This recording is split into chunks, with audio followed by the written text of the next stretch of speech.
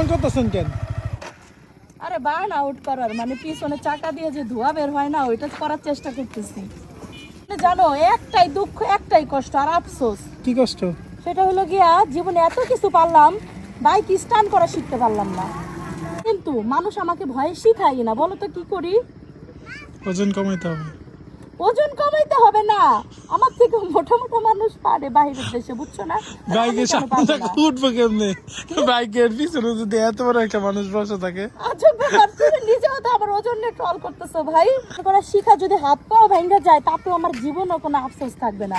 কেন আফসোস থাকবে না জানো? যে আমি কিছু একটা শিখে তারপর আমার হাত পা ভাঙছে। প্রতি বছর অ্যাক্সিডেন্ট করো। আজব ফালতু।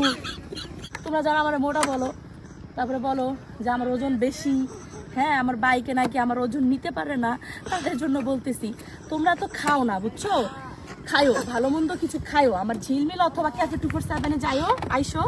কারণ কি, এখন যদি শখের জিনিসটা টাকা দিয়ে কিনে না খাও না, যখন তোমার টাকা পয়সা হবে দাঁত থাকবে না তখন খাওয়ার জন্য, বুঝছো?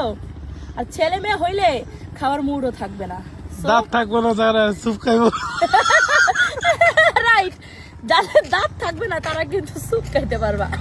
এটা